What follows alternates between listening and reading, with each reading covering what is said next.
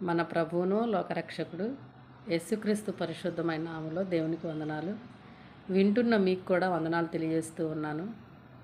దేవుడు తన బిడ్డలను ప్రేమించి వారు జ్ఞానమందును వయస్సందును దేవుని యందు భయభక్తులు కలిగి ఉండాలని దేవుడు కోరుకుంటున్నాడు. బిడ్డలు సంతోషంగా ఆనందంగా భూమి మీద వర్ధిల్లాలని తల్లిదండ్రులు కోరుకుంటారు.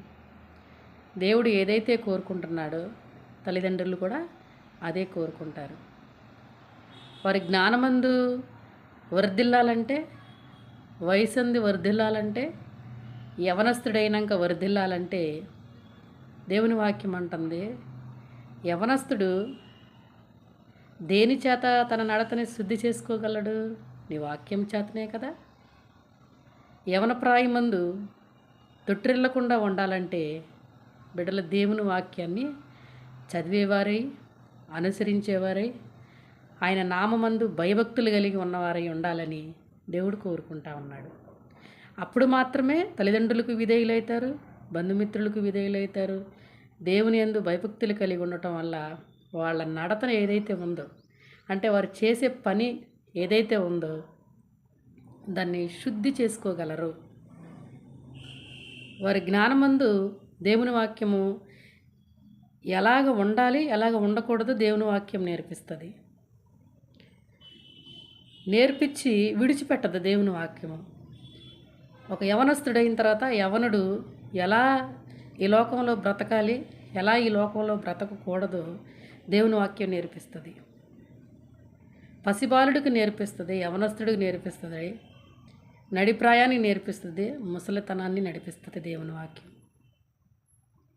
యవనస్తుడు దేని చేత తన నడతని శుద్ధి చేసుకోగలడు? నీ వాక్యం చేతనే కదయ్యా, నీ మాట చేతనే కదయ్యా.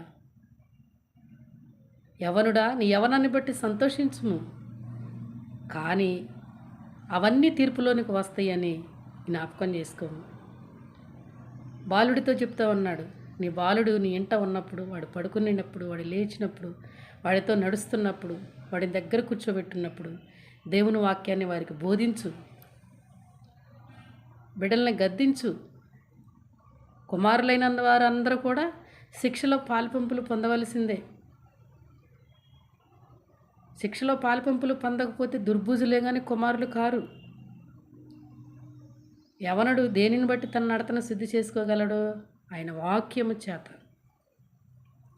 యవన ప్రాయంలో దేవుని కాడి మోయట ఎంతో సులువు. ఆయన కాడి మోయాలని ఆశ ప్రతి యవ్వనుడికి కలగాలంటే బాల్య దినములందే దేవుని వాక్యాన్ని వారికి బోధించేవారమై ఉండాలి. యవన ప్రాయంలో తొట్టిల్లిపోతారు. తొట్టిల్లిపోకుండా ఉండడానికి బాల్య దినముల్లోనే దేవుని వాక్యాన్ని వారికి ప్రకటించాలి, చెప్పాలి.